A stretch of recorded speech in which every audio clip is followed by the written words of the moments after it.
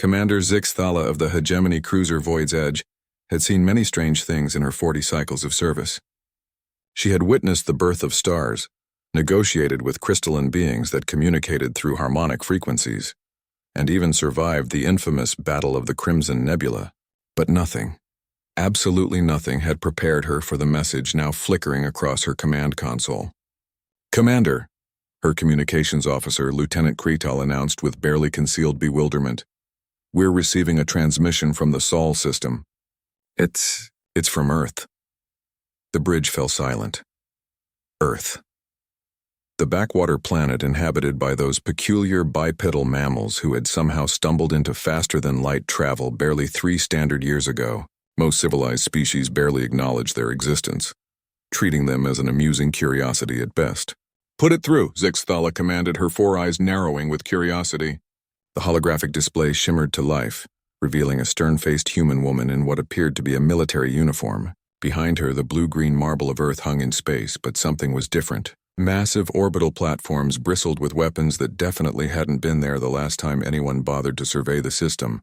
"I am Admiral Sarah Chen of the Terran Defense Coalition," the human began, her voice carrying an edge that made Zixthala's dorsal spines prickle with unease. "We understand that 3 cycles ago your vessel rescued one of our citizens, Marcus Webb, from a Skarn slaver ship in the Proxima sector." Zixthala's memory core accessed the incident immediately. Yes, they had intercepted a Skarn vessel engaged in typical piracy. Among the cargo, they'd found various species destined for the slave markets of the Outer Rim. The human had been barely conscious, severely injured, but alive. Standard hegemony protocol dictated assisting any recognized sapient species, so they'd provided medical treatment and returned him to the nearest human colony. "Yes," Zixthala replied carefully. "It was a routine rescue operation. We were merely following—" "Commander Zixthala," Admiral Chen interrupted, and the fact that she knew Zixthala's name sent another chill through the bridge crew. "You saved a human life. According to our laws, this creates what we call a debt of honor. The Terran Defense Coalition has reviewed your service record, your ship's capabilities, and your current mission parameters." The human's expression shifted, and what might have been a smile crossed her features. It was not a pleasant expression. "Effective immediately, Earth has declared war on the hegemony." The bridge erupted in confused chittering and alarmed pheromone releases. Zixthala herself felt her primary heart skip a beat. "I beg your pardon?" she managed. "Not against you, Commander," Chen clarified, and now her smile was definitely predatory. "For you. You see, our intelligence networks, which are far more extensive than most species realize, have been monitoring hegemony internal communications. We're aware that certain factions within your government have marked you for early retirement due to your recent advocacy for more aggressive action against the Skarn slavers." Zixthala's blood ran cold. The intelligence was accurate. Her vocal opposition to the hegemony's passive stance on slavery had indeed made her enemies in the bureaucracy. But how could these primitive humans possibly know? "We also know about the corruption in the hegemony supply division, the kickbacks to Council Member Vashtar, and the planned accident that was supposed to befall your ship during your next supply run to Kepler Station," Chen continued. "Quite frankly, Commander, your government has been planning to murder you for doing the right thing. We find this unacceptable." The display shifted, showing tactical readouts that made Zixthala's tactical officer emit a low whistle of disbelief. Earth's orbital defenses weren't just impressive, they were revolutionary. Quantum torpedo arrays, gravitational manipulators, and what appeared to be some form of exotic matter weaponry. 3 years ago, we were barely capable of defending our own system, Chen acknowledged. "But humans have a particular talent, Commander. When we're grateful, we're very grateful. When we're angry, we're very creative. Marcus Webb, the man you saved, happened to be our foremost theoretical physicist.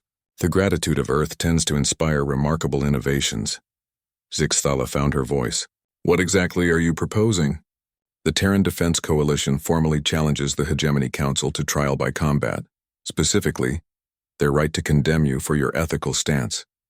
According to Galactic Law Section 847.3, any member species may invoke ancient combat protocols to contest decisions affecting personnel under their protection.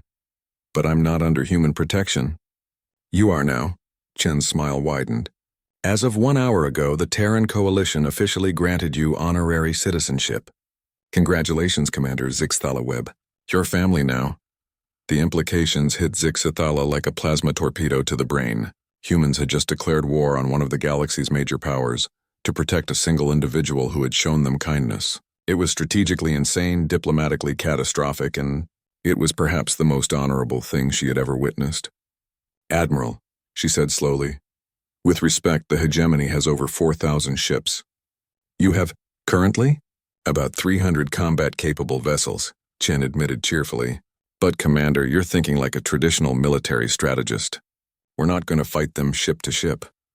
The display changed again, showing what appeared to be engineering schematics. Zixthala's science officer gasped. Are those plans for weaponizing quantum entanglement on a stellar scale? Among other things, Chen nodded. Marcus Webb sends his regards, by the way. He's been quite busy since you saved his life, as have our other departments. Did you know that humans have been developing something we call social engineering warfare? We've already convinced 3 hegemony member species that their trade agreements are being manipulated. 2 more are reconsidering their alliance status. Zixthala stared at the display, trying to process what she was seeing. In 3 years, these humans had gone from primitive spaceflight to technologies that bordered on the fantastical. And they were willing to risk everything for one act of kindness. Why? She whispered. Admiral Chen's expression softened slightly. Because, Commander, there are too few beings in this galaxy willing to do the right thing when it costs them something. We refuse to let the universe punish that kind of courage. You saved one of ours, so now all of humanity stands ready to save you. The transmission flickered as Chen prepared to sign off. Oh, and Commander, you might want to check your long-range sensors. I believe you'll find the first wave of the Terran Expeditionary Fleet dropping out of hyperspace in your sector in approximately 6 hours. Try not to look too surprised when they arrive. The transmission ended, leaving Zixthala staring at empty space. Her communications officer broke the silence. Commander, Kretal said in a voice filled with awe, I'm detecting massive hyperspace signatures incoming. The computer estimates, by the void, 200 ships minimum. Zixthala settled back in her command chair, a strange sensation building in her chest. If she didn't know better, she might have called it hope. Well, she murmured to her crew, it appears we're about to witness why one should never underestimate the gratitude of humans. Outside her viewports, the first stars began to shift as humanity's war fleet emerged from the depths of space.